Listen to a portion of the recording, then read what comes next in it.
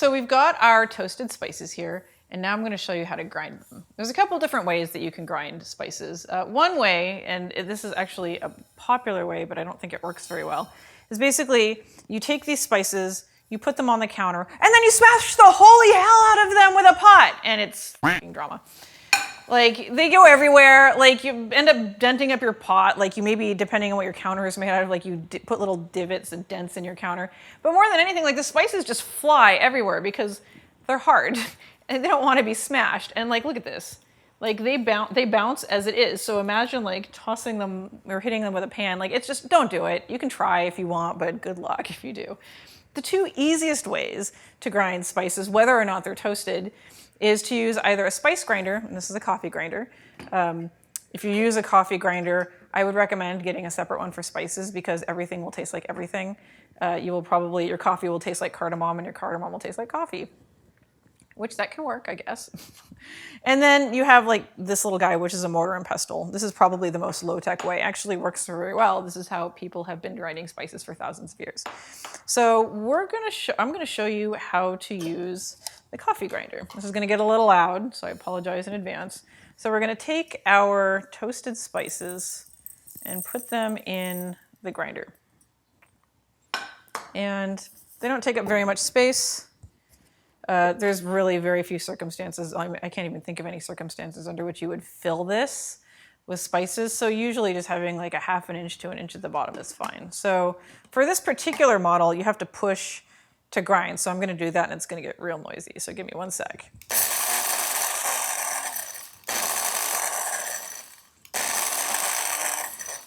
And you generally wanna pulse, you don't wanna just hold it because they just kind of fly around in a circle inside the barrel. If you pulse it by like pushing and releasing, kind of resets where they are and they grind more effectively.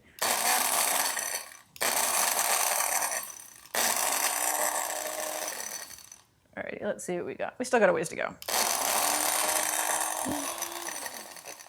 Are we done yet? So, oh, those smell amazing. It almost smells like Fruit Loops. So funny. Because it never occurred to me. Maybe they use cardamom as a flavoring, or coriander as a flavoring for Fruit Loops. I'm gonna have to look into that. Anyways, these are about halfway ground. So this is the point you have a decision to make, right? Like depending on what you want to use them for, you might want to grind them coarsely, which is this. I'll give you a quick look. Or you might want to grind them more finely. So this is what they look like when they're ground coarsely, but I want to take them to a finer level. So we're going to toss them back in and we're going to keep going.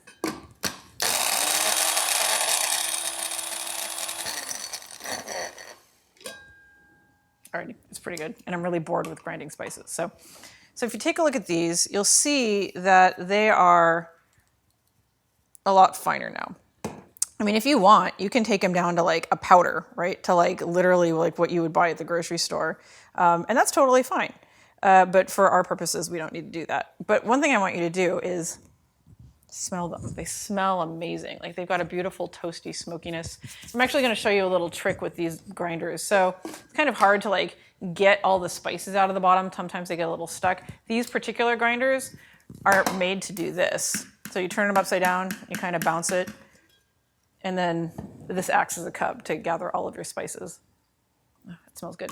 Alrighty, so now I'm gonna demo mortar and pestle. Like, you know, if you don't wanna buy another coffee grinder, that's totally fine. This will work really well, although it takes a little bit of elbow grease.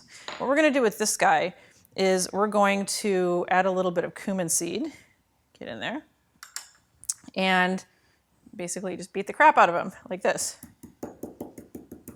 You keep going and going, they'll kind of fly around, and then you grind like this.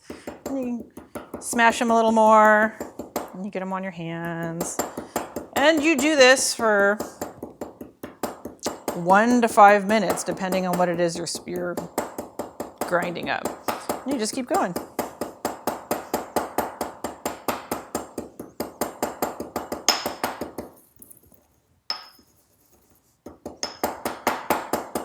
You can hear I'm going to town. I'm hitting these pretty hard. That's why these are made out of stone, because making something in a mortar and pestle like definitely takes some upper body strength. Not that you know, you need to be super strong to do it, but whatever you're grinding in needs to be strong enough to take the pressure that you're using. Okay. Now, the funny thing about this, these are really finely ground now. Look at that. Doesn't that look good? Like, if you look in this mortar and pestle, like, it actually ground a lot faster than the grinder did.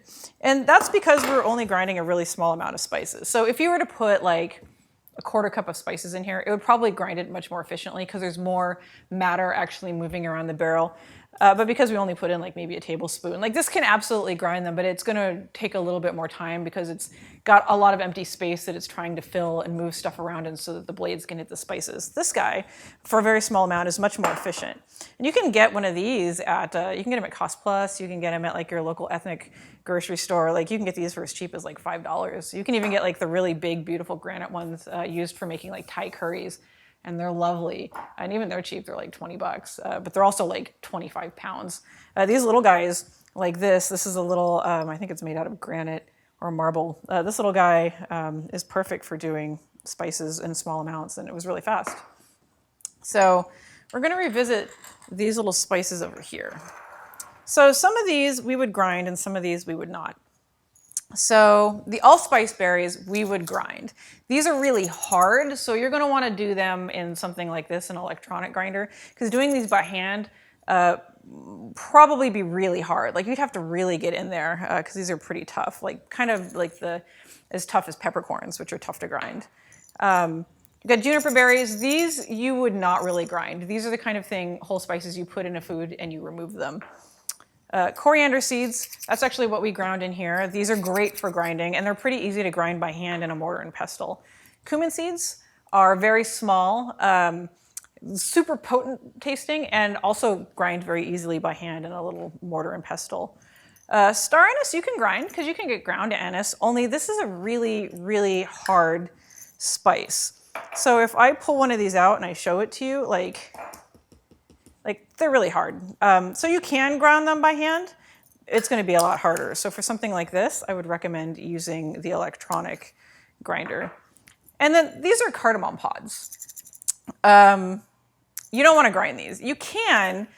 The problem with grinding cardamom pods is that what you want actually is the little seeds inside. Like you don't necessarily want the husk. So you could grind these by hand in a mortar and pestle or in the electronic grinder, and then you could just like fish out like the husks, so they'd probably stay mostly intact. But the little tiny seeds in here, they're actually kind of hard to grind because they're so small. So if you're buying something like this, I would recommend either using like the whole cardamom pods and fishing them out, or I would, you can actually buy ground cardamom, just like, you know, prefab ground in a little box or bottle that works really well as well.